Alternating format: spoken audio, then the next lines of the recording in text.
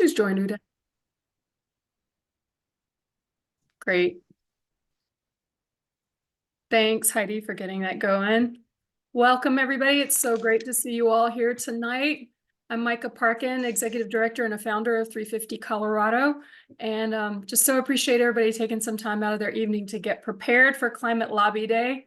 Great to see you all. And so we wanted to just kick it off tonight with sharing the agenda of what we're going to be going over. So yeah, we'll do some intros. We have a guest speaker, Mike Foote, and then we'll do an overview of Climate Lobby Day, what you can expect in detail. Then we'll go over some of our Climate Lobby Day groupings with Chelsea, and then an introduction to the legislative process, how to find and read a bill, citizen lobbying, tips and tricks, and then bill overviews for some really good bills that we know are out there that we're going to be supporting, and then a few next steps. So that is tonight's agenda. Next slide, please, Bobby. So wanted to first just say thanks to all of our presenters this evening, everybody who's going to be supporting on the call tonight. And Bobby, were you able to forward the Canvas slide? Yes, I have forwarded it. Is it not showing up for you all? It's not for me. It's stuck on agenda right now. Okay. Huh. That's funny. Does everybody else just see the agenda? Yeah. Okay. Sounds like it. Well, shoot. I don't know what to do about that. Yeah, Let all me I try see is backing agenda. up. You may need to X out of it and hop back in perhaps and try it. Okay, let me try.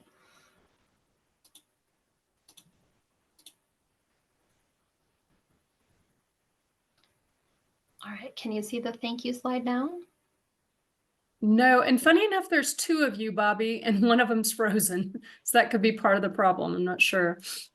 Well, shoot. Is any other staff member able to share the slides since my computer's malfunctioning? Let me Yeah. try. I can try it. This is Thanks, Heidi.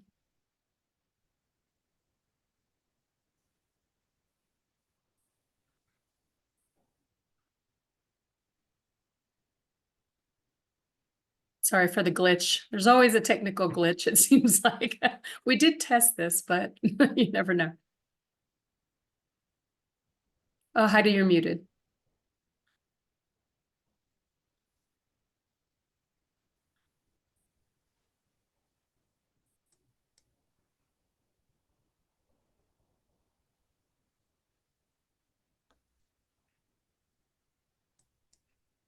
Is it advancing on your screens now? No, it's still on agenda No. for me. Still don't see anything. Oh. I'm having the same issue right now. It's showing a huge thank you to all of our.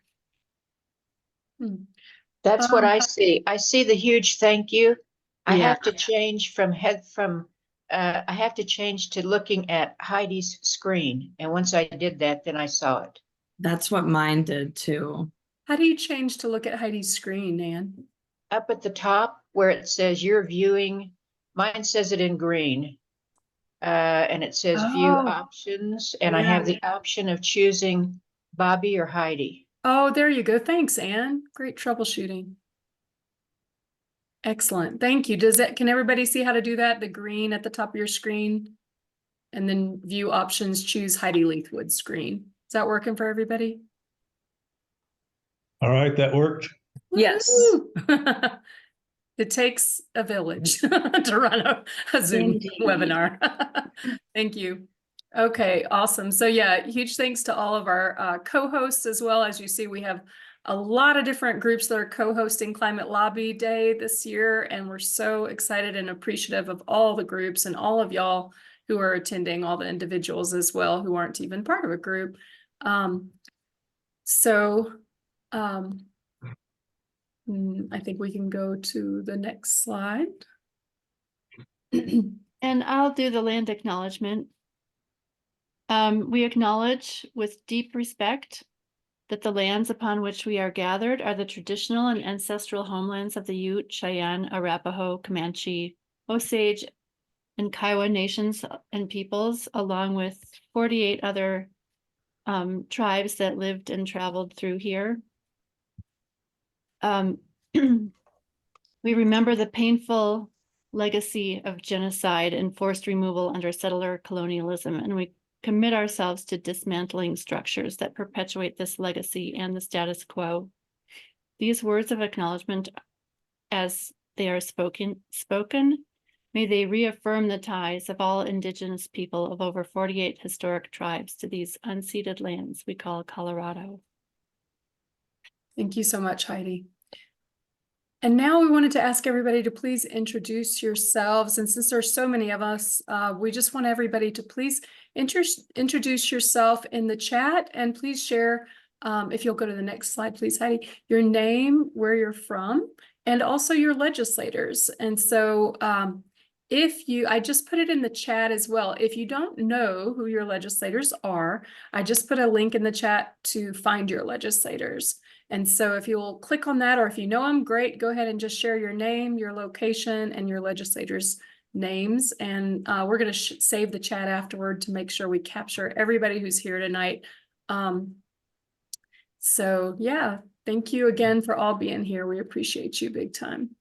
And so I just wanted to share for just a minute why we're doing Climate Lobby Day. This is our 9th annual Climate Lobby Day. Woohoo!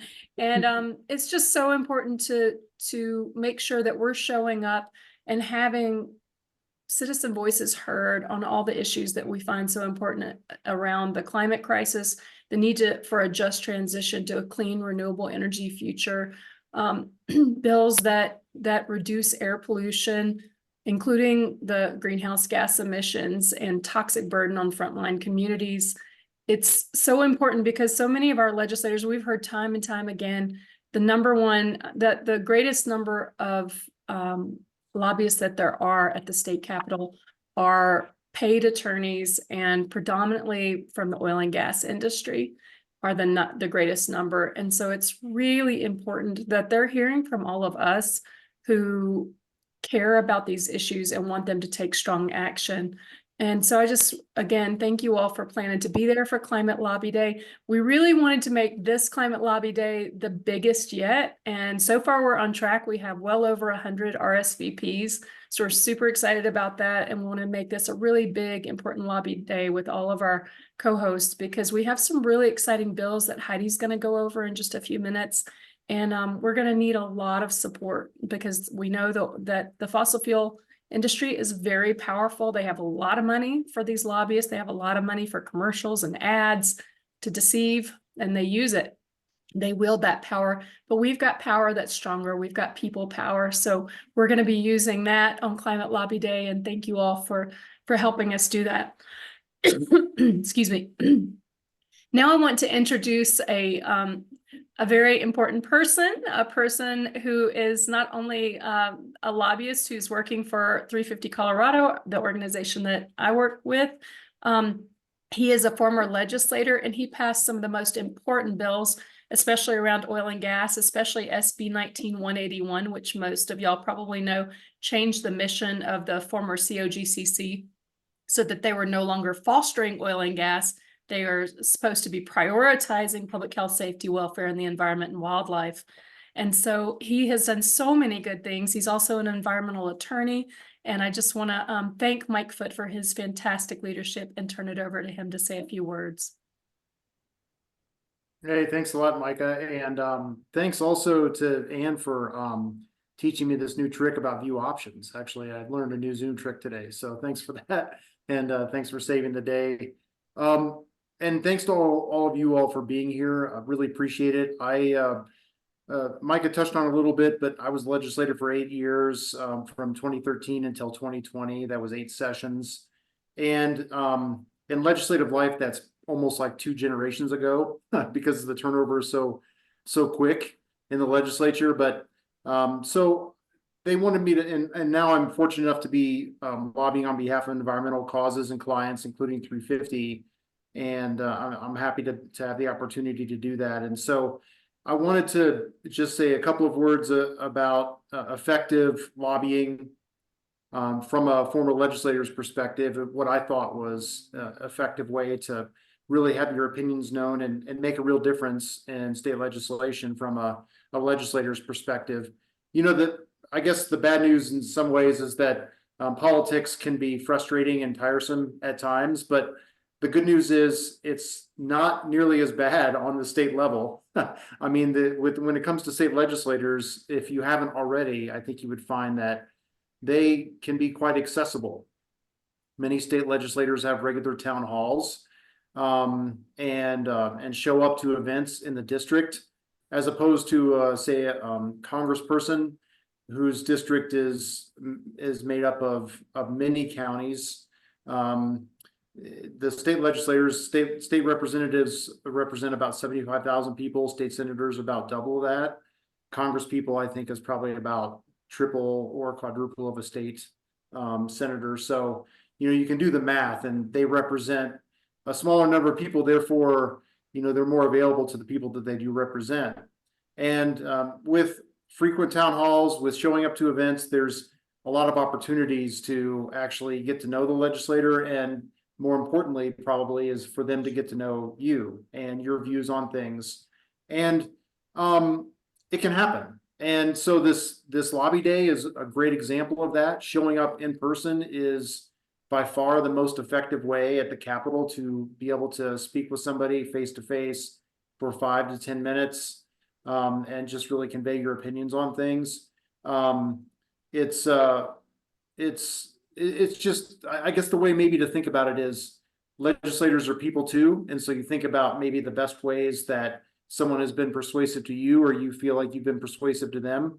I think typically it's ended up being face-to-face communication, where people can see your body language, where they can judge your tone of voice and really connect with you and relate to you.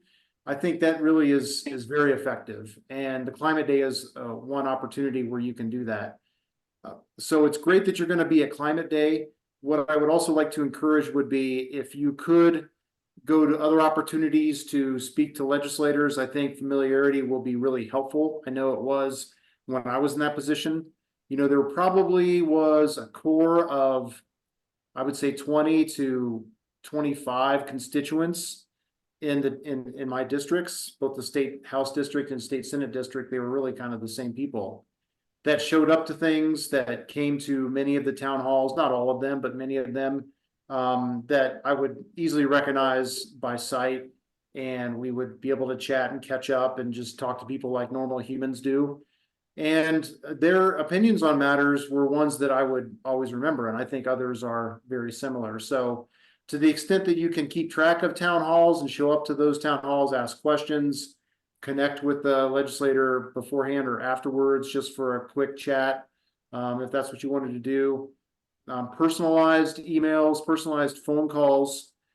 When I say personalized emails, what I mean is if you can take the opportunity to send an email that is different than the mass emails, the ones that you click on in order to send, then I think those can be helpful too, because legislators can get, you know, hundreds of emails a day, particularly on a contentious bill.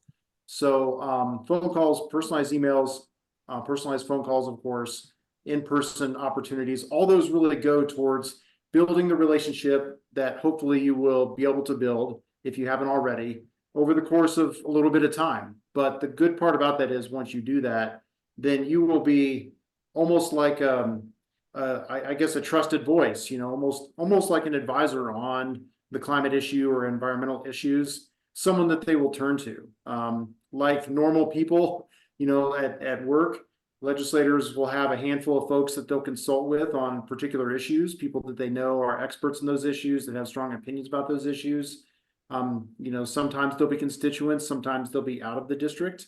But if you can become one of those, then it'll be a great spot to be able to have your voice heard. And I'll also say, in addition to just having your voice heard about particular bills that are already running, there are many legislators that will take ideas during the off session directly from constituents and turn them into bills.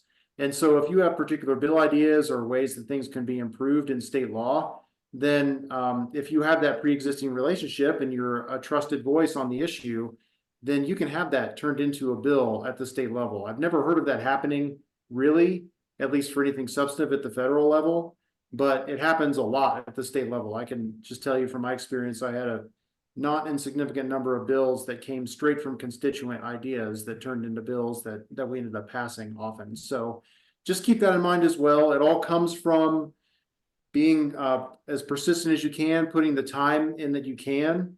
I wouldn't advise stalking. That wouldn't be part of what I would say, but certainly show up to stuff, town halls, other public appearances, and do what you can to form that relationship. And I think the Climate Lobby Day is definitely an important part of that. So again, thank you very much. And I'm happy to chat further for folks that want to, and look forward to seeing you all on Lobby Day. I'll be down there and be able to answer questions there and direct you to the right rooms and, help out in any way I can. So thanks again, Micah.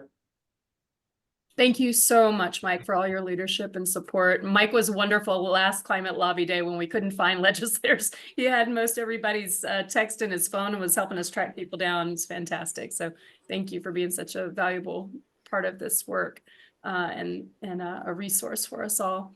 So I'm going to turn it over now to 350 Colorado's Beyond Oil and Gas campaign coordinator, Bobby Mooney, to do the next section. Thanks, Bobby. Thanks, Micah.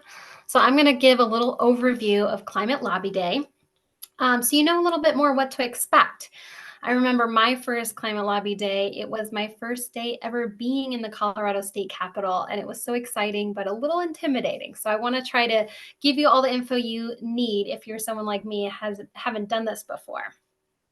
First of all, everyone needs to RSVP for Climate Lobby Day. Chances are, if you're here tonight, you already have, but just in case you haven't, make sure you take care of that.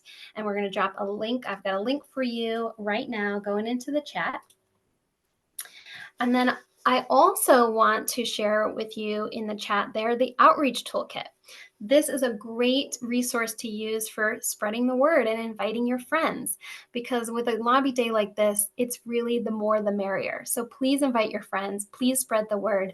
There's sample messages, flyers, graphics, everything you need to spread the word is in that toolkit. So check it out. All right, let's look at the day of itself. Friday, March 1st. We'll start off meeting promptly at 8 a.m. at the First Baptist Church of Denver on Grant Street. It's sort of kitty corner to the state capitol. We'll start off with some breakfast, some coffee, some signs that we'll have made ahead of time. And we'll get right into it with a little bit of a crash course on lobbying. We'll hear from champions in the legislature. We'll hear more about the bills that we'll be lobbying for. We'll meet in our Senate groups, which will be all set up ahead of time. We'll get together in our little groups, do a little practice run, get some questions answered, and get some handouts and materials, everything we need to have fun and be successful. Then at about 9:30, we'll leave the church and head over to the Capitol, where we will take a group photo together, which is always really fun. And then we head in there together. We'll be going through security to get into the Capitol. So please keep that in mind. Nothing that can't go through the airport should not be on your body that day with you. Then we will meet with our representatives and senators, depending on what meetings we've scheduled ahead of time. And then when we've wrapped up our meetings around noon, we'll have a debrief in the bottom floor of the Capitol. And we'll be there to help guide you, find that spot if you want to come to the debrief around noon. And finally, I also want to mention that there is a tentative plan for a press conference on the important phase out and cleanup bill. But it is tentative, and so we will keep you posted on what's going on with the press conference if you'd like to be a part of it. And that's part of why it's so important to RSVP, so that you get all of the updates and communications about Climate Lobby Day. Last thing I'll mention really quick is, of course, during Climate Lobby Day, we will have a toolkit that's everything you need for day of. And I'm going to share that in the link as well in the chat. But know that it's currently a draft and it will be updated as we get closer to the day. But just to give you a preview, a little sample of what it looks like, I'm going to put that link in the chat as well. And that's all for me. Thanks so much, Bobby. I'm going to turn it over now to Chelsea Alexander, 350 Colorado's Movement Building and Volunteer Director for the next section. Thank you. I think we got a little out of order here. We should be on slide 9.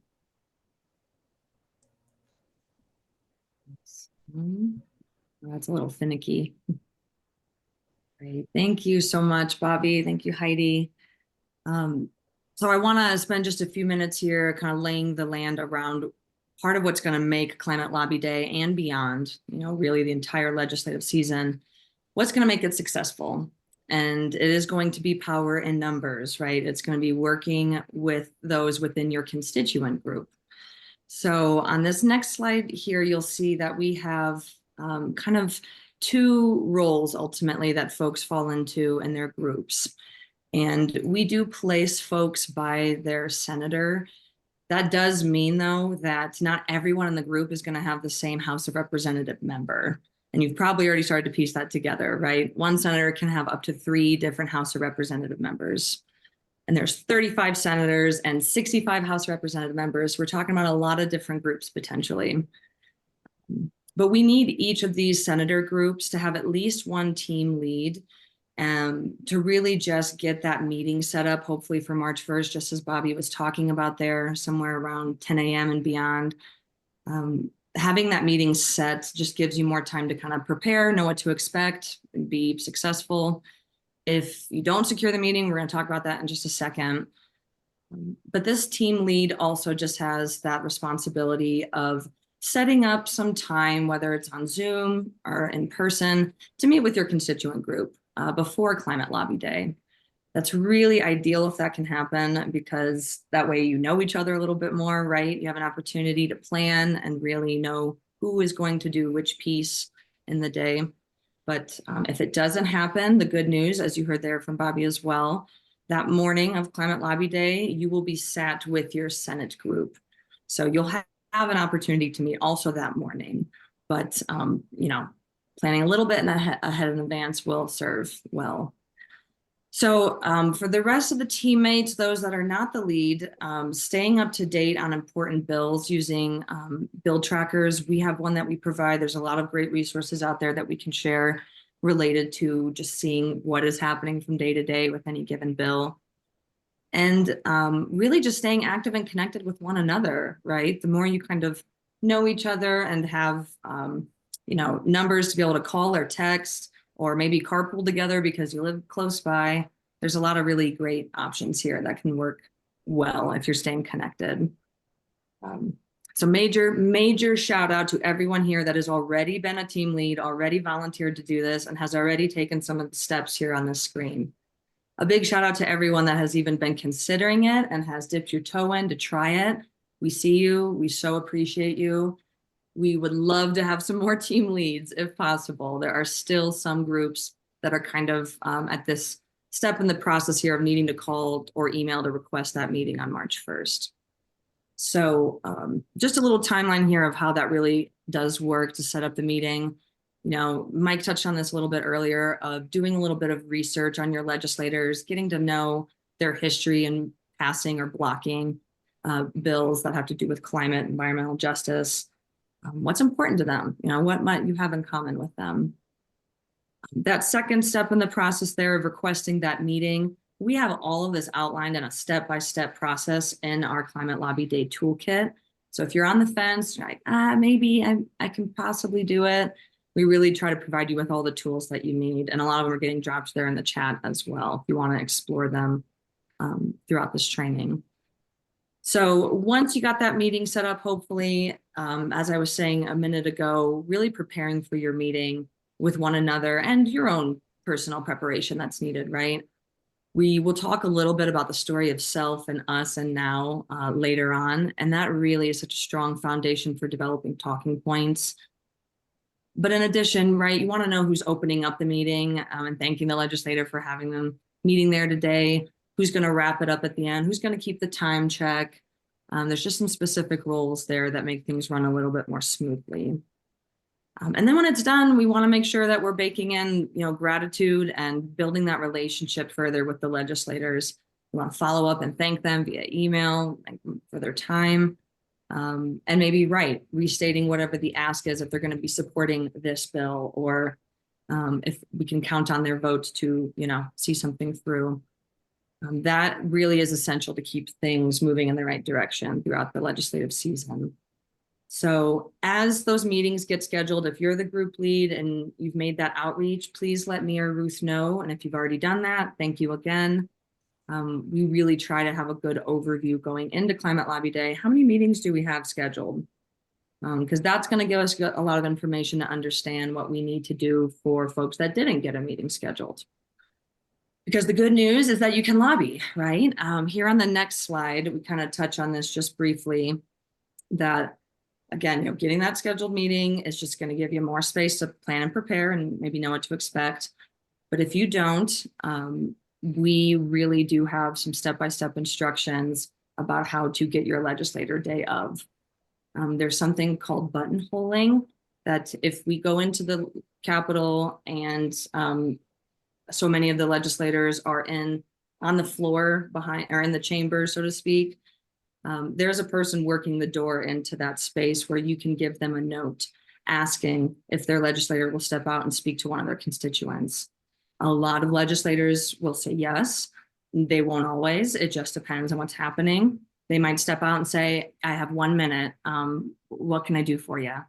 And then, you need a strategy to say who's talking for that 1 minute, who's handing over the sheet, who's asking maybe for a follow-up moment after the session lets out. That can all be done in the moment. It can be done politely and enthusiastically. And we're going to be there, 350 Colorado staff, so many of our co-partners that are here today, they're all going to be there to help you and just let this go as smoothly as possible. And once, Climate Lobbies Day is done, it's just important to really underscore that the work is not necessarily over. The legislative session will not wrap until May. So there are bi-weekly legislative action committee calls, essentially this one that we're on right now, every other Monday at 5. So you can just imagine that if you get to know your group and you have a successful Climate Lobby Day together, you really have that support system going forward through the legislative session and beyond to really keep working with one another and making sure that we're distributing our organizing, distributing our leadership, finding those connections that really just make this work that much more meaningful and fun and rewarding. And I think my last thing to say here is just to kind of give you a big holistic overview of what we're ultimately trying to do for y'all throughout the legislative session. We want to support your advocacy to the nth degree, right? We want to make it as seamless as possible. And when you feel experienced and you feel like you know what you're doing, we want to give you that chance to step up into leadership roles that you feel comfortable in. So we're primarily going to do that through these just 3 bolded phrases here on the screen. We're going to provide education and analysis, kind of like this training webinar tonight, kind of like the crash course that'll happen on Climate Lobby Day morning. We'll also have really fantastic fact sheets, like that one linked over there on the right. They were going to give you such great language and details and things that you can hand right over to your legislator, so you don't have to know every single point. You just want to remember the real good ones. So a lot of education, a lot of that provided to anyone that wants to be a part of legislative advocacy. We're also going to work to identify and uplift priority bills. There are hundreds of bills that can go through a legislative session, and we really have to find a way to be able to focus on the ones that we see as a priority, as you will hear about here shortly. So we inspect a lot of that legislation and try to do what we can to help folks understand what's the most important and why, and that giving us more clarity in our organizing. But our bills are ultimately going to be focused around environmental legislation, climate justice, phasing out oil and gas, the like. So the last thing that we will work to support in your legislative advocacy journey is just that coordination support. Most folks on this call have probably been introduced to their legislator senator group. And if you have not, we have not forgotten about you. We're just waiting for a teammate to join you. It might mean that you're on your own at the moment, but we're going to ensure that you're not. We will ensure that you have a buddy and not be doing any lobbying or meeting alone. unless you really want to, I suppose, but we're here for you. So we're going to provide some coordination support.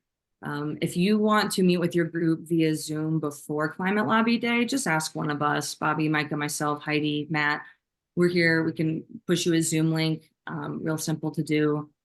Or any other toolkits or things that you need. We're just an email or a call away. And again, we're here to just help you have a good time and have an impact at the legislature, which I know we can. So I think those are all my points. Thanks, y'all. Thank you so much. Appreciate that, Chelsea. We're going to turn it over now to Jared, who is the Climate Justice Policy Coordinator for CORising, to do an introduction to the Colorado legislative process and how to find and read a bill, and then go over a bit of tips on effective testimony. Thanks, Jared. Yeah, thank you so much, Micah, and thanks everyone for being here. So yeah, my name is Jared Bynum. I'm the Climate Justice Policy Coordinator with CORising. I'm a registered lobbyist, and I also used to be a legislative aide. So this is going to be, I believe, like my 5th year hanging out at the Capitol.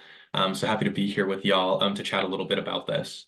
So first things first, right? We want to have a good understanding of how a bill becomes a law, and really how good ideas that folks have get into the legislative process to begin with.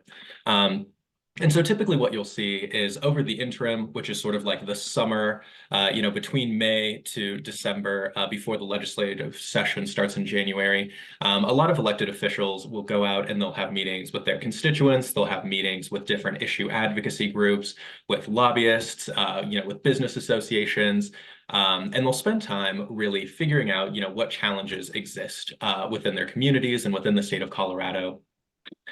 This isn't always the case, right? Sometimes bills come up in the middle of the legislative session. Sometimes bills are decided at the end of other legislative sessions to sort of touch on things that maybe didn't go how folks hoped, or to, maybe add to things. But traditionally, what we're going to see is that folks spend quite a bit of time in advance kind of planning here, meeting with their constituents and the folks in their district, meeting with different issue groups, and really trying to get a better sense of what challenges exist that they want to address. When they go to introduce their bills, and I guess we'll go to the next slide. I don't know how we're coordinating this. I appreciate y'all. But before we get to bill introduction, what traditionally happens is that there are deadlines that are set within the legislature. So I shouldn't say traditionally, there are deadlines. If you're cool, deadlines don't count. They're not constitutional. They're just laws. But for most legislators, you actually have to get your bills introduced pretty quickly there. There are some that are pre-files before the session starts, and there are a couple that are introduced right at the beginning of the session. So everybody has an opportunity to get a sense of what's happening there. When bills are introduced, they go through this process. They have 3 readings, right? And the very first reading is this introduction. So you imagine you're a legislator, you're spending your entire summer sort of like putting together language, you're working with different folks, you're working with lawyers, you're working with the Office of Legislative and Legal Services down in the basement of the Capitol, right? And you're putting everything together, and then you have what is called like the first reading, where the clerk will literally read the bill title in front of the whole chamber. If you're a House rep, that's going to be in the House. If you're a senator, that's in the Senate. And then there will be a motion to send that bill to a committee, right? If it's going to be a bill that touches on energy and environment, it's going to go to the Energy and Environment Bill. If it's if it's a bill that touches something about schools, it's going to go to education. If it's a bill that touches something about the tax code, it's going to go to finance, etc. And that's first reading. It's very, very simple. On occasion, some bills will go to 2 committees, perhaps. If they do anything that is major with funding or taxation, if it costs a lot of money, they might send it to finance as well, or they might send it to appropriations. And then, of course, all bills have to go through the Joint Budget Committee. So within committee hearings, what we're really looking at here is that this is the opportunity for folks to engage the most in the legislative process. If you're not somebody who is familiar with bill drafting and a lot of what happens behind the scenes. So for grassroots folks especially, and then even for lobbyists, policy advocates, folks who work for environmental groups like a lot of us here, committee is where a lot of the work happens. In committees, they take public testimony, which of course is really important. This is an opportunity for folks folks who have not had a lot of opportunities to engage. But in committee, they also take amendments. And oftentimes what you'll see is like the most amendments come to a bill in committee. This is really important because if, say, they introduced a version of the bill that wasn't well, stakeholdered with a lot of folks who are impacted by it, that could get legislators in hot water, and that provides a good opportunity in committee for them to make some of those changes. It also provides an opportunity for folks who are registered lobbyists, for folks who represent organizations, to make their official public statements that are on the record in front of that committee and the legislature to really get that information down. And after a bill passes out of committee, it will go back to, whichever chamber it's in, right? If it's a House bill to the House, if it's a Senate bill to the Senate. And what they do then is called the second reading. Second reading is a little bit more comprehensive than the first reading, in that they will also take amendments on the floor, and they will take a lot more discussion on bills. So for folks who are nerds like me and are interested in how British Parliament works, it's a lot more akin to that, right? First reading is like very cordial. It's just a motion. They send the bill out. They read some stuff. They send the bill out. For seconds, people actually engage in debate. Sometimes they argue with each other. They're not supposed to, but our legislature got a little messy this year. So sometimes they'll argue. It'll get kind of heated. And that's always like pretty exciting. When they're on seconds, it's like a good day to sit in the gallery and stare down and watch at them. So they'll go through seconds. They may take amendments on that. They will pass it through, and then it'll come back like the next day or a little bit later for third reading. And third reading is really just to say like, all right, y'all saw that, we're done. We're going to send it over to the Senate. On third reading, they really don't like to take amendments on bills. It's considered bad practice. You're allowed to, it's not good. When I was a legislative aide, somebody asked to amend their own bill on third reading and everybody booed. So not a good idea. Legislators traditionally don't do it, but if you have to, you will. So going to this next slide, after third reading, this bill is going to go to the next chamber, and we do it all again, right? So if it's a House bill, it's going to go to its House committee or committees of reference, or rather it's going to go to first reading, gets introduced, goes to committees, passes out of committee, goes to the floor, they talk about it, comes back to the floor, they agree that they talked about it, send it on its way. And then they do the same exact thing in the Senate. One thing that might happen is that if it gets amended at all in the Senate, they do have to do a concurrence with the other chamber. Traditionally, they just like have folks look at it and they call it good. They'll like send it back to the House, and the House can just vote to say that they agree with the amendments.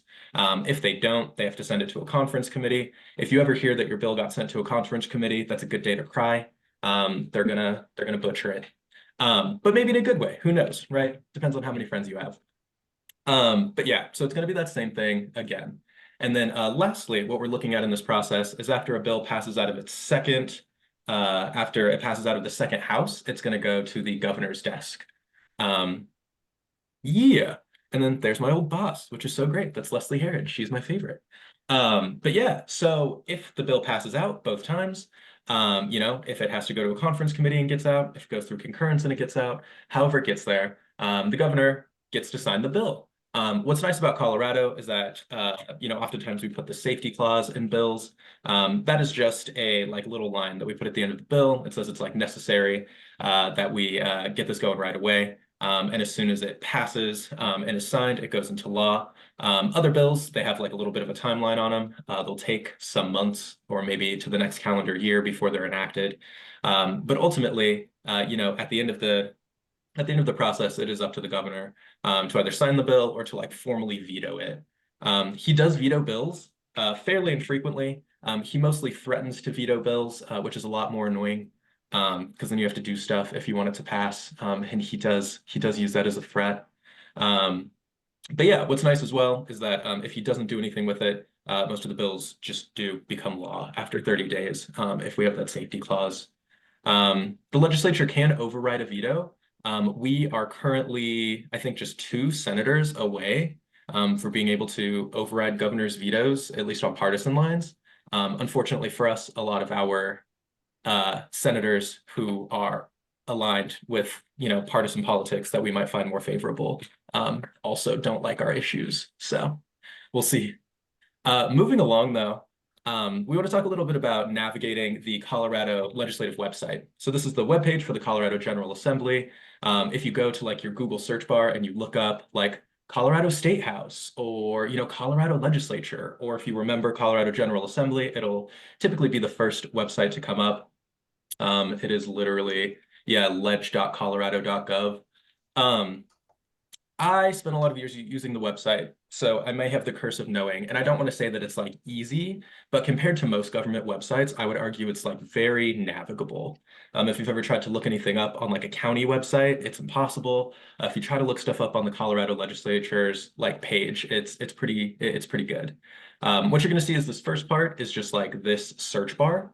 And you can search whatever you want, basically however you want. It's fairly good at finding what you're thinking of, just like Google is. If you type in like ozone bill, it's going to bring you a lot of ozone policies or things that have touched on ozone. It'll bring you different reports that have been made by the staff at the legislature. So you might get like, oh, a 2019 something something, and it's like a 40-page document that talks about CDPHE reports on ozone for the last however many years, all kinds of stuff. So it can be helpful if you have a good sense, right? It's the year 2024. So if you're looking for a bill about ozone, you're probably going to see something that starts with SB or HB 24. That part is like pretty straight up. It also recommends here to check Google. Google could be a really good source, and oftentimes a lot of Colorado-based media companies like the Colorado Sun and the Denver Post and the Denver Gazette and a lot of others, they will be using like the common word for bills, right? So like there's a really important bill that Heidi's going to talk about, modifications to energy and carbon management processes. You're probably not going to remember that, but if you look up oil and gas phase out bill, all of the news sources are going to be calling it that, and it's going to be easy to find that bill number. Going to the next slide here. Let's see. Oh no, the slides are out of order. Here we go. Okay, great. So reading a bill, again, a lot of these are in legalese, and that can feel very unapproachable to folks. But the state legislature, I think, does a fairly good job of trying to put things in a format that is like truly accessible to folks. And so one of the biggest things here is that you're going to see like the title of the bill. Oh my God, y'all, I just ran into Dominique Jackson at IKEA. That's so funny. So this was her bill, Environmental Justice, Disproportionate Impacted Community. But so you're going to see the title of the bill. You're going to see the short title, which is just like right underneath that. And then in that orange box, that is going to be like the bill summary. Traditionally, the bill summary is going to be a really good place to start. They're pretty good about having the language in there. And then if you see down in the section 2, to the left, I can't read it on either of these. I believe the button to the left is going to be the bill text, and the button to the right is the fiscal note. The fiscal note is going to be one of your best friends for reading and understanding a bill very quickly. In order to produce a fiscal note, they have to actually like do a full audit of the bill, how much it's going to cost or save taxpayers, how much it's going to cost or save impacted folks. What exactly it does regulatorily, how long it's going to take, and then of course, like it actually has like a chart of the money. So that's the best way to get like a 2-page, like layman's terms, like very direct, summary of a bill. But not every bill has a fiscal note, so it might not always be the best way.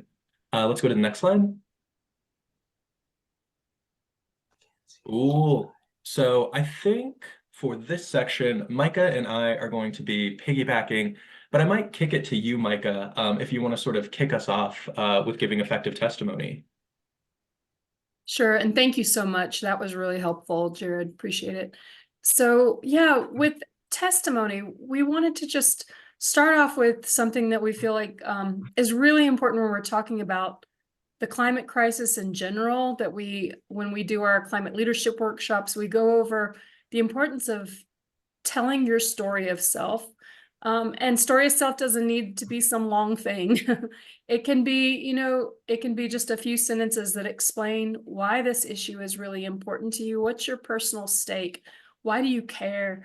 And to help the listener really understand where you're coming from. And oftentimes you'll even share values with that person, and it will help them to identify with you and why this is important to you.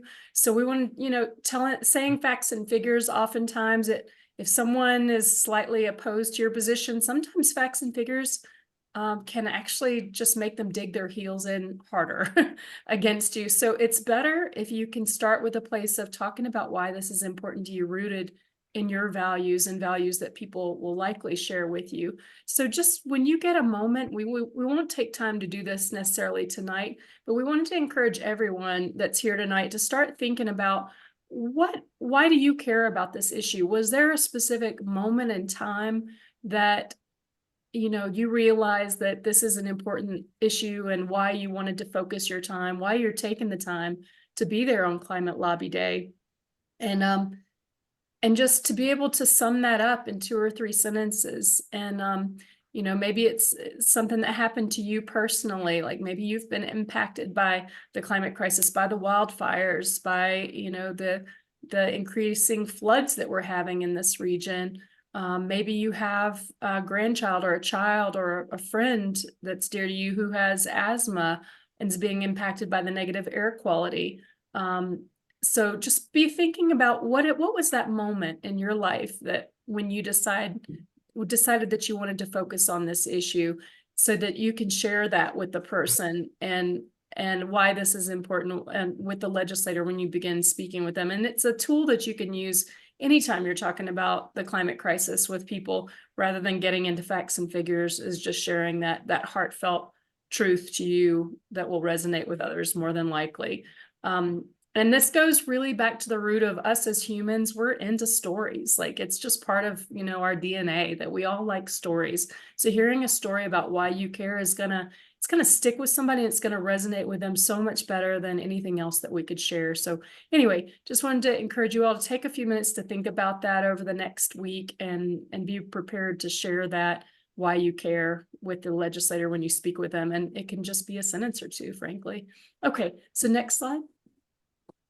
So yeah, a story of self. It's good to connect it to why you personally want to take action, and then connecting it to the whole of why, this is important for our whole community. And it can be, for example, when you're telling your legislator, say you were personally impacted by the wildfires that have happened recently, and you could connect it to the story of us, could be how we're all being impacted as Coloradans more and more by these terrible weather and climate related events, and how much it's affecting people in their daily lives, and also affecting us in our economy. It's costing us about $1 billion a year, and how we need to take action now. And that's the story of now, the urgency, conveying that sense of urgency that now is the time to act. Later is too late. For future generations are counting on us, that we need to start to take action now. And how we can take action now plays into that story of now, the ways that we, and it's so perfect for Climate Lobby Day. We have these bills that could really make an enormous difference with starting to reduce our greenhouse gas emissions, starting to reduce the pollution that's causing our ozone air quality problems.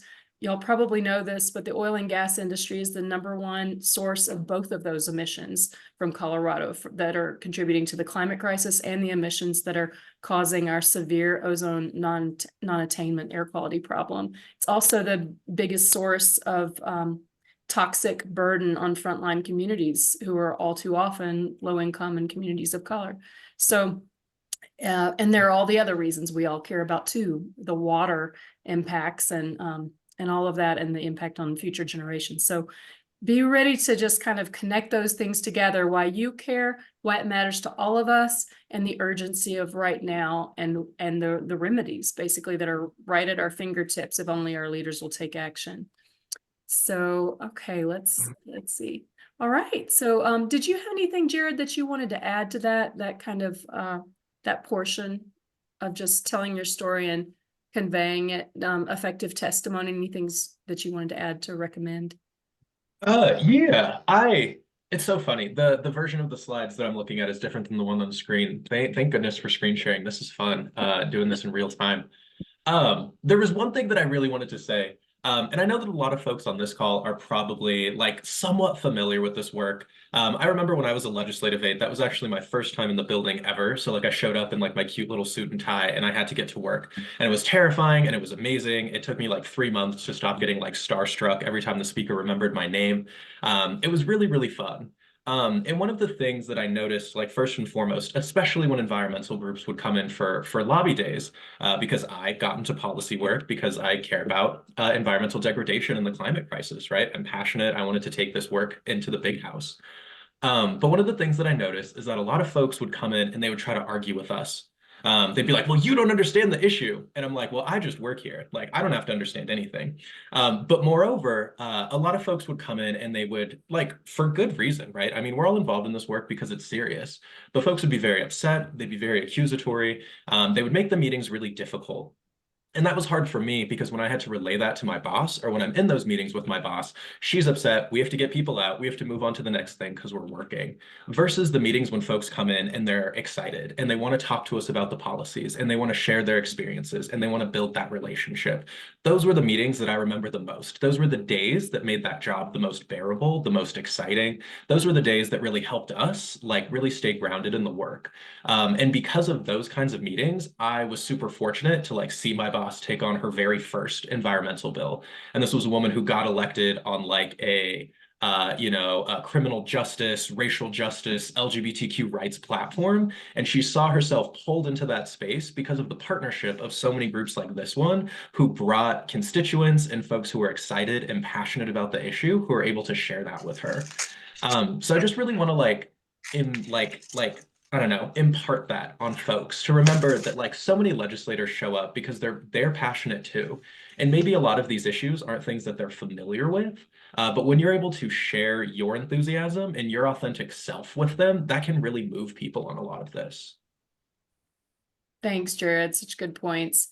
And yeah, as Mike Foote was saying earlier, just talking to them as you would a friend, someone that you want to help them understand why this is so important to you and why it's important to our community.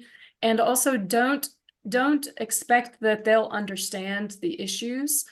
These legislators have to vote on so many different issues and all of their backgrounds are different. So don't be surprised if they don't know much about the issue as you might think they might. Just because we all care deeply and may know quite a bit about it. They have to cover such a broad breadth of things. So just be prepared to share your story, why you care, why it's important to all of us, the remedies that we're proposing today and the bills. And so I guess at that point, I'll just, and again, we'll go over and practice a lot of this on Climate Lobby Day with our groups. We'll have just a quick session with our teams practicing how we're gonna do the Lobby Day meetings that day. So you'll get more practice, but in the meantime, we just wanted to share this with you so you can start to prepare. And now speaking of bills and the remedies, I'm going to go ahead and turn it over to the wonderful Heidi Leithwood, 350 Colorado's climate policy analyst, to go over some of the bills that we're focusing on. And thanks again, Jared. Hi, everybody.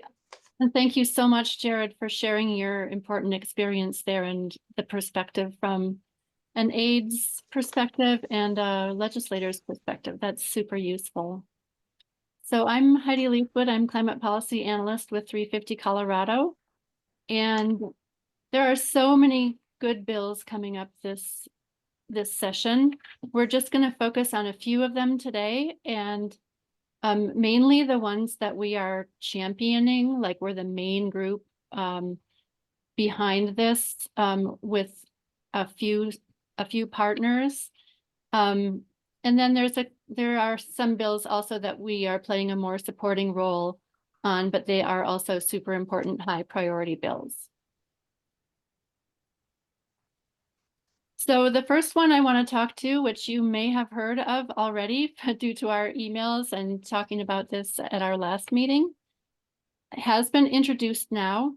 The official title is Mods to Energy and Carbon Management Processes, but we've been calling it the Phase Out and Clean Up Bill. And we are super excited that this is now a reality. It's been introduced, and this is basically, this is the moment I've been waiting for. And I'm 2 years ago, I never would have thought that this would be introduced at our State House. So now is our chance to really let them know that we have their backs to continue to be courageous and get this bill passed. So the sponsors are Senators Hawkes Lewis and Criolla. And then when it goes to the House, it'll be Representatives Basenecker and Marvin. And this bill will require phasing out all new oil and gas permits by 2030. It'll prioritize those permit reductions in disproportionately impacted communities. And then it will also have liability reform to ensure that polluters pay for cleanup of the wells at the end of their life and when historic spills are discovered. The importance of this bill, I probably don't even need to talk to you about this, but oil and gas production in Colorado is the #1 cause of our carbon pollution and our air quality issues, and wells put communities at risk from toxic chemicals. Operators that transfer wells, they can avoid liability under the current law for cleanup, even though they profited from the wells. And I want to emphasize that you don't have to know everything about these bills in order to lobby for them. There will be fact sheets and questions, FAQ documents that printed out enough for you to give to your legislators and for you to look at on the day of lobby day. They will answer potential concerns about the bill that you might not feel qualified to talk about, but you will have those fact sheets and FAQs to give to your legislators. So again, the rationale is public health. And you may have heard that climate change has been declared by 200 medical journals to be the greatest global threat to public health. Carbon pollution and air pollution also put Coloradans and people around the globe at risk. And this is not just pollution from burning the stuff, which we all know about, but there's a lot of pollution that happens just from taking it out of the ground and transmitting it. 4 million Coloradans are at risk from oil and gas pollution because they live in this severe ozone non-attainment area. And 300,000 Coloradans live within the half-mile threat radius of wells. And there have been health impacts that have been documented within half-mile and even farther away, even up to a mile away and maybe even 2 miles away from wells and facilities. And as we know, low-income communities and people of color are at greater risk of these health impacts. We don't need any more wells in our state. We produce far more than we need for our in-state energy consumption is another reason for this bill. Another one, the cleanup part of it, is super important because operators should be held responsible for cleanup costs. This bill will give time and give certainty for workers, communities, the industry, in order to be able to plan for this transition to clean energy instead of just being at the whim of the market, which we now know that demand is already going down in Colorado for both oil and gas, and globally. It's peaking this year for oil and expected to peak this decade for gas, and then demand is going to be going down. So markets will be very volatile and unpredictable. So this bill will help us plan. And many of you may know that at the recent Conference of the Parties for the United Nations Climate Change Conference, unanimously they called for a transition away from fossil fuels. 158 countries, including the US, called for the language to say phase out fossil fuels, but a lot of the other oil countries blocked that language. Reports also indicate the need for ending new production, new development, ending new development of oil and gas. So there's a lot of good reasons for this bill. Here are some of the details. The phase out of new permits would be starting in 2028, and then no new permits would be able to be granted beginning January 1st, 2030. And this is for all new oil and gas wells, including fracking, which is over 90% of oil and gas, but it'll apply to all oil and gas permits. It will also apply to permits that modify existing wells to reopen, deepen them, and refrac them. So none of those permits will be able to be granted after 2030. Any permits granted after this bill goes into effect will have a condition of approval that they will have to drill the well before January 1st, 2033, so that they can't just stockpile a bunch of permits and then drill decades into the future. And then this bill importantly follows up on the study that was put in place by a bill we championed last season. That bill put a study in place to determine how to support oil and gas workers through this transition. And this bill will require follow-up on that study. And I know that groups that are championing this bill, including us, will also be looking to develop legislation that will help put those programs in place. Details on the cleanup part. Orphaned wells, thousands of wells get orphaned, and orphaned means at the end of the well's life, either the operator goes bankrupt or the operator can't, a responsible party can't be found, or a responsible party is even, according to law, unwilling to pay for the cleanup costs. So then the state has to pay for them. Some of that money comes from bonds from the operators, but a lot of it is actually tax money, federal and state tax money. And last year, I think only 5% of cleanup of orphaned wells was covered by those bonds. So it's really important to prevent wells from being orphaned and to be able to find operators that profited from the wells previously in order to hold them responsible. So current and former operators will be liable, and operators of the new technologies that our commission now regulates will also be liable, such as operators that do carbon sequestration and deep geothermal. And under this part of the bill, mineral rights owners and surface owners will not be affected.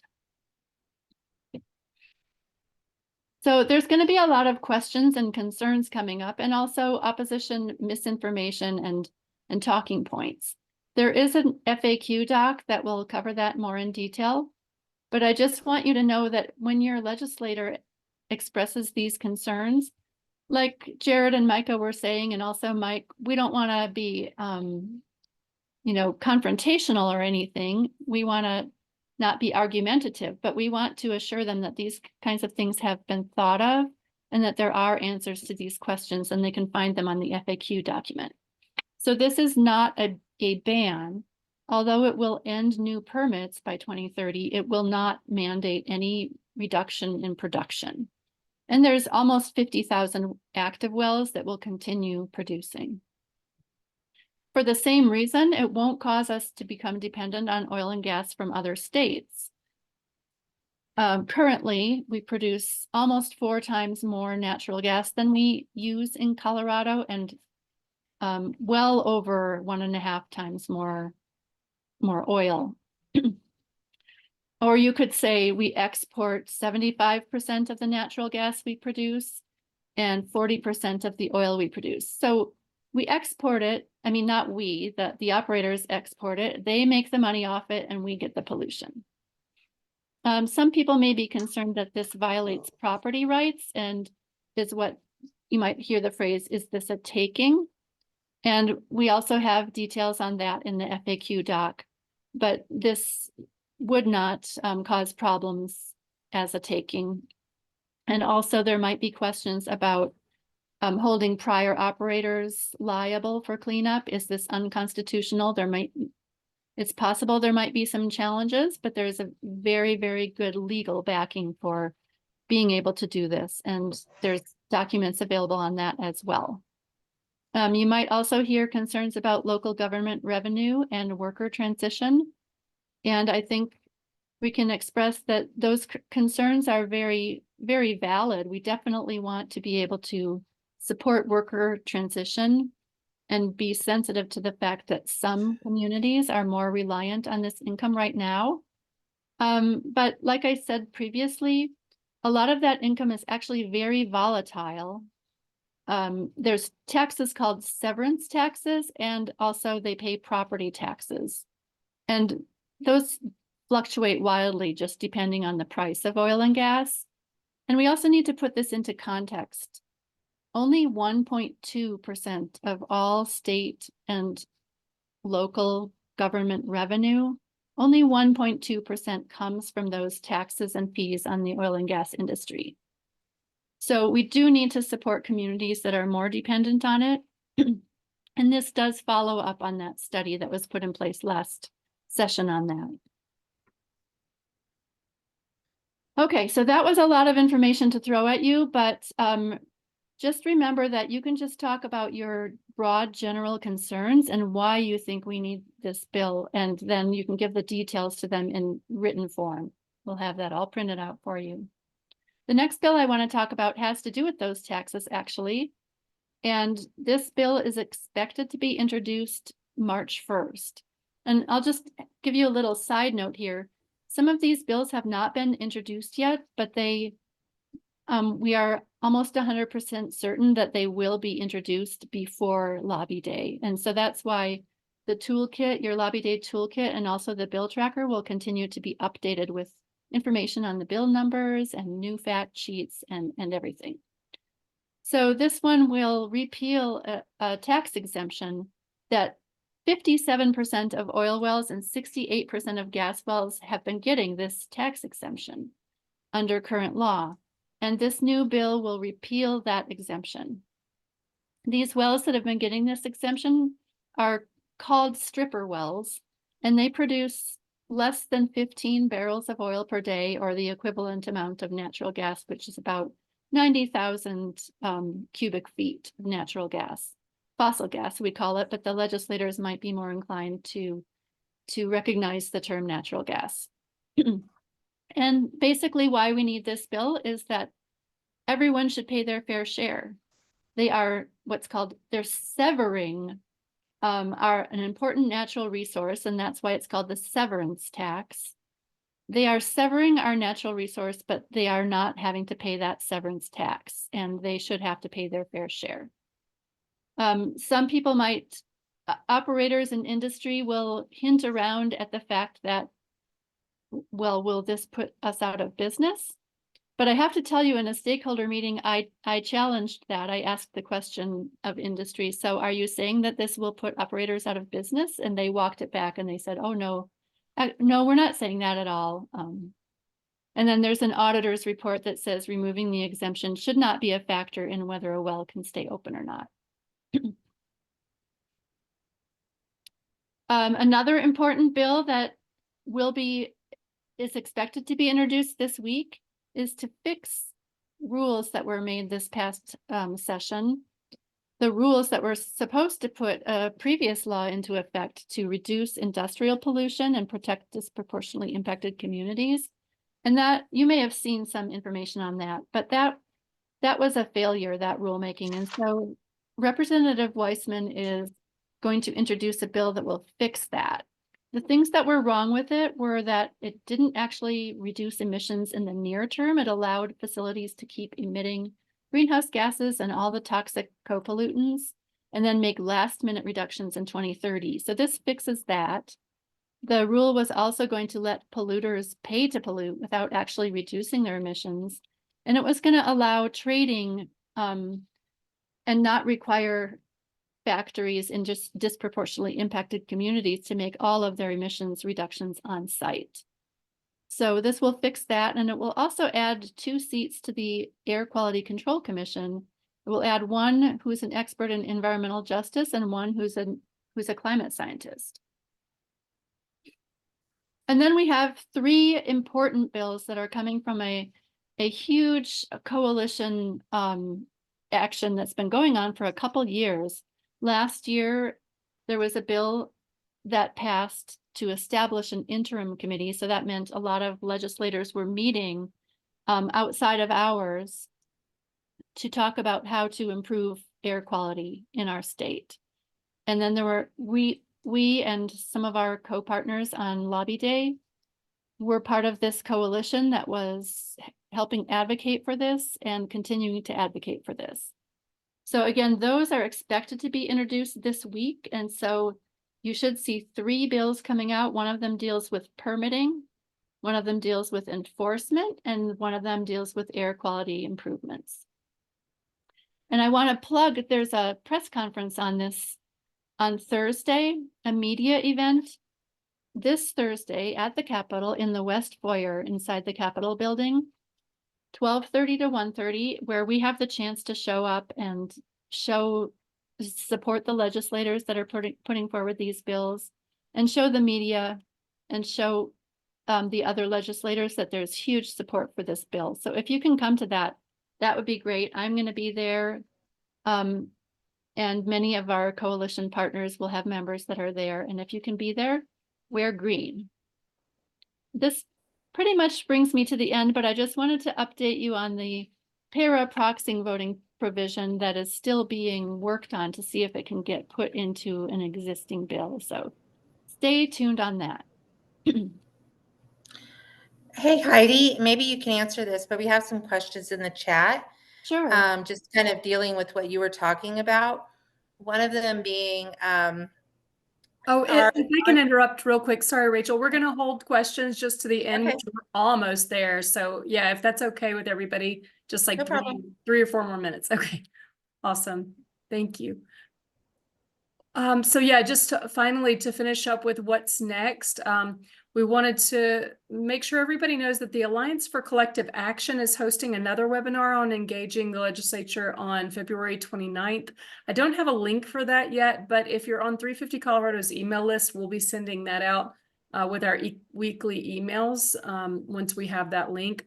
And then, of course, we will have another Lobby Day crash course in person on March 1st on Climate Lobby Day from 8 to 9:30 at the Denver First Baptist Church, which is just there right by the Capitol, as Bobby said earlier, catty corner right there. So we will go over all of this again and do our breakout sessions in our groups and be paired up with our groups and everything. So, and hear from some legislators, other great stuff that we talked about already. And then, yeah, if everyone, whether or not you consider yourself a 350 Colorado member currently, you are everyone is welcome to our Legislative Action Committee meetings, which are this time. They're on Monday evenings, 5 p.m. every other week. And so 2 weeks from now will be the next one. Everybody's welcome to attend that to get regular updates of what's happening. So just wanted to share those few things, and also wanted to share the our carpooling self-organizing carpool spreadsheet. So if everybody, we want to encourage everybody to come to Lobby Day using public transportation or carpooling. And so this spreadsheet there, if you go to it, everybody should be able to edit it, that I just put in the chat. And you can put your location in. If your location is not one of the tabs at the bottom, you feel free to add a new tab with your location. If you can drive, list that you can drive, or if you want to a ride, you can go ahead and put that in as well. And yeah, so I think now we're ready to go to Q&A. So thank you so much, everybody, again, who presented all this great information. And I know there were a few. Rachel, would you mind, sounds like you were keeping up with questions. Would you mind flagging maybe 1 or 2 of the questions you saw? Yeah, sure. So one of the questions was in talking about sealing the orphan wells. Scott was asking if there's still some chemicals left in the hole that could be highly corrosive. So like the aftermath of that. And then there's another longer question about to address a better absorption. Oh, sorry, of GHGs, can we promote photosynthesis by a focus on regenerating the microbiome of soil to allow all plants to absorb CO2 at their genetic potential?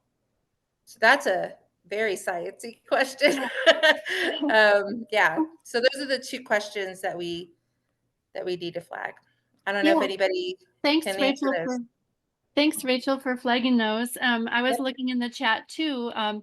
So in terms of the plant and absorbing carbon and the soil question, we did just come out in support of a bill that that provides incentives for regenerative agriculture. right now, our top tier bills are focused on the oil and gas industry because that is our special place, like our niche in the ecosystem of environmental groups. But definitely be in touch with me, whoever put that question, because we're always looking for good ideas for future sessions. Then about the geothermal, I saw there was a question in the chat about geothermal. The portion of the phase out and cleanup bill that will include operators of geothermal, that just means that if there are any problems with it, that we will be able to hold those operators liable. So it's not intended to discourage geothermal, but just to make sure that they can also be held liable. It's just basically updating the law since right now it only covers oil and gas operators, but the ECMC will now have jurisdiction over other operators as well.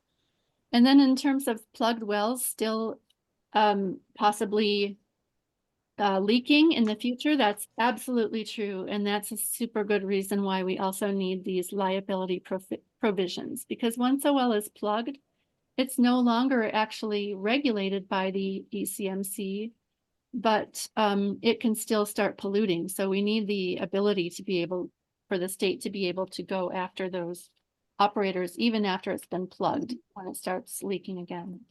I hope I answered those questions. And Heidi, there was a question about what do you mean, Karen asked, what do you mean by deep geothermal? Oh yeah, I think somebody else also addressed that in the chat, but there's a certain type of geothermal that goes down and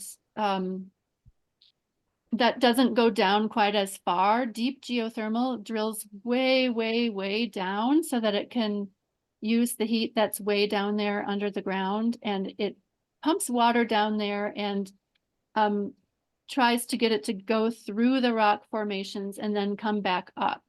And they're thinking of using existing wells. They're thinking that this could be a valuable resource in Colorado, since old wells exist and old dried out wells, that if they can actually use those and take advantage of the heat way down there. And that's called deep geothermal. It's an advanced technology that's still being developed. So there may have been a little bit of confusion, I'm thinking, with the phase out clean up bill, that it would phase out geothermal, the use, but no, I think the catch there that Heidi was talking about is that it would phase out permits for oil and gas development, but and then the portion of the bill that deals with geothermal would mean that those operators who start to do this deep geothermal, if they create some sort of a mess, that they're liable to clean it up as well. Right, Heidi? That's correct, Micah. Yeah. The phase out of new permits is only a phase out of new oil and gas permits. Great. What other questions do we have? Feel free to just come off mute if you want to just ask your question, or if you feel more comfortable, you can post it in the chat.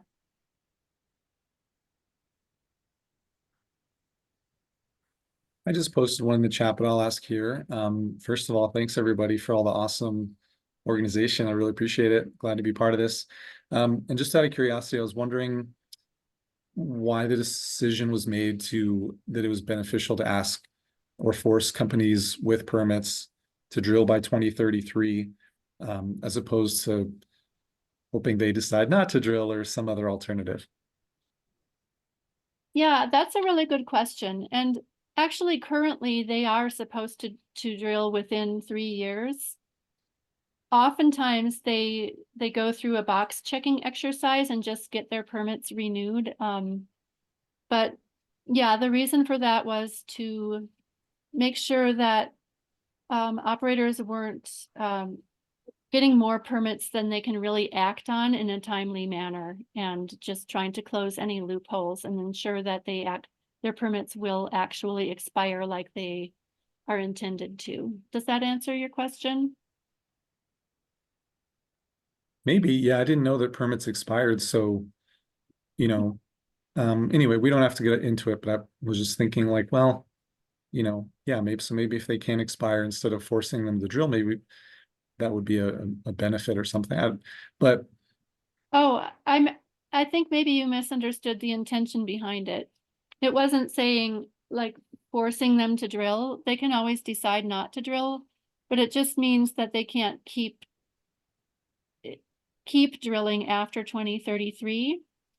Because if they were able to keep drilling new wells, that would sort of defeat our purpose and our rationale behind phasing out the new permits. Because what we're trying to do is phase out new oil and gas development because we already have enough existing wells, and thousands more will also be permitted before 2030. So by that point, all existing wells will be producing until 2050 and beyond. So does that answer your question better? Yeah, I think I'm getting closer. Thank you. Happy to talk more about this offline too. Just feel free to shoot me an email. What other questions? Oh, go ahead, Okay. Micah. Go ahead, Rachel. Oh, I was just gonna say, there's some logistical questions. People are still kind of wondering what group they're in and how they're gonna find out that information. Yeah, Chelsea spoke to this a little bit. There have been emails sent to everybody already who had signed up. A lot more people are signing up every day though, so expect more emails. Chelsea and Ruth are doing some really hard work of trying to organize all of these different groupings and then email everybody together in group emails and try and find those leads to schedule the meetings. And so Chelsea is continuing and Ruth are continuing to email those groups as new people are joining the groups to introduce the new people into the groups. And so you should, if you haven't already gotten an email, you should. As Chelsea said, it could be because you're the only person from your district is possible, but we won't leave you hanging. We have a team of volunteers who have done a lot of lobbying and are ready to step in with those people who are on their own. So if you haven't gotten an email yet, that's probably why. And but know that you will be taken care of. And again, just to underscore what Chelsea was saying about, we still do need a lot of help with reaching out to schedule those meetings on that day. It makes for a much better day if meetings are scheduled than just having to go pull legislators off the chamber floor. So if any of y'all can help with that, we would be so grateful. You can just email Chelsea, who's organizing that. It's just chelsea@350colorado.org. Chelsea, did you have more to say about it? Yeah, pretty much hit it. Thankfully, we're in a position that only a handful of groups have solo constituent representation. So yeah, you're going to hear from us the moment you have a buddy, and if you don't get one, you're going to hear from us because it'll likely be a flex activist or a staff member. But check your spam too, because yeah, most introductions have been made at this point. So if you haven't received one, you're in the small population, but we can resend or connect with you and just make sure that you have what you need and you get to meet your members in advance. And Chelsea, will all of those emails be bumped up in the next week, would you say, probably just to make sure that everybody is communicating and they see their groups? That's a good question. They will inevitably be bumped up by having those secondary introductions for folks that signed up after the initial email was sent. But Ruth and I are chatting on some strategy. So yeah, we'll do what we can to make sure folks have a chance to introduce themselves and get to connecting with their group members.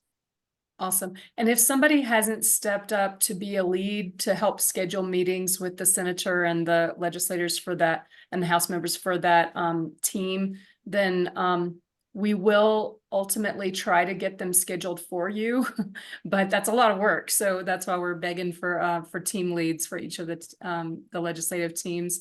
So we will be emailing everybody as those meetings get scheduled, assuming that we can get them all scheduled. Right. Anything else with that, Chelsea? Doesn't. Okay. Any other questions? We've got just a few more minutes. We got one in the chat about defining drilling. Extraction ONG argues that spudding equals drilling and therefore they can go back and drill spudded wells. Does anybody have any thoughts on that? I can talk with Lois on that outside of this call. We tried our best to make sure there wouldn't be any loopholes, but I'm happy to talk with Lois on that to see if she thinks there are loopholes and see if we can address those. I do see I see a couple more questions, but before that, I want to also say to everybody that if you're excited about this bill, I hope you'll keep in mind the potential to testify in a committee. Lobby Day will be super, super important, but the do or die moment is our first committee meeting, their first hearing, and that's going to be at the Agriculture and Natural Resources Committee. And it will probably be after Lobby Day, but we'll stay in touch with you, and we're going to be looking to try to turn out at least 50 commenters at that hearing. So just keep that in mind. Now I'll turn it back over to Rachel to field more questions. Well, and actually, I see a couple I'll speak to very quickly. One is Ryan asked about just general advice for first timers, attitudes to carry. We will be carrying on this day. So definitely just making sure, as we said earlier, just to approach the legislators with a positive attitude, not an accusatory or anything like that sort of attitude, but, you know, as a friend that you're trying to convince, you know, these folks are elected to, you know, be our representatives. So approaching them with as much positivity and excitement and also earnestness that this is a dire situation and we need their help. So that would be my recommendation. Again, we'll go over all this on Climate Lobby Day as well. And then between now, Amanda asked, between now and Lobby Day, are there any more meetings? We don't have, let's see, we don't have any more of these sort of trainings. I'm wondering, is there, I don't have a calendar in front of me right now, but is there another Legislative Action Committee meeting between now and Climate Lobby Day? Bobby or Heidi, do y'all know? I think Matt had one scheduled for the day before, the night before, Okay. National Court lobbying course on the 29th. And people can find the Legislative Action Committee meetings if you go to 350colorado.org and click on our calendar of events. They're listed there, so you can click there to RSVP and join the Zoom meeting. And then let's see, do we schedule with just the senator or the senator priority or both? We're trying to meet with all of our legislators for each team. So scheduling with the senator that everybody shares on your team, and then the various House members that are shared by people in that team, which is usually 2, sometimes 3. So we're trying to meet with all of them. And I see, yeah, Paul put a link in too for the Empower Our Future Town Hall with Boulder County legislators. For anybody who wants to attend that, that would be great to attend. Let's see. Rachel, did you see any more? And wanted to just give a shout out to Rachel, who's with Black Parents United Foundation, who's also here tonight. And of course, again, Jared with CORising and all of our partner organizations. I think we have about 20 partners who are all taking part in Climate Lobby Day. And thank y'all all so very much. Any other questions you're seeing before we start to wrap up? Nope, I don't see any more. All right. Well, thank you all tremendously for just being part of the climate movement and everything you're doing to try and create a better world for future generations and for this generation too. So thank you all. And if you do need any, if you have any questions, you can always email our team.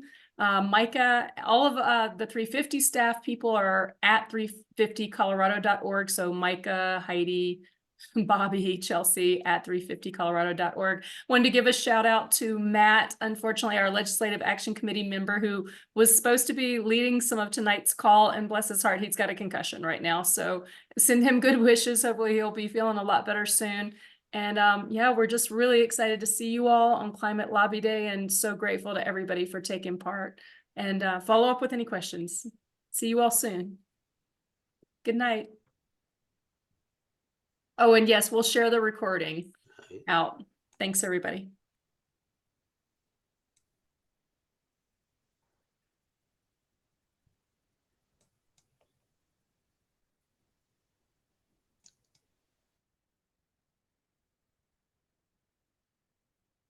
Bobby, I was wondering, or Heidi, if somebody can capture the chat just in case there are any questions to follow up on. Yeah, I saved the chat. Thank you so much.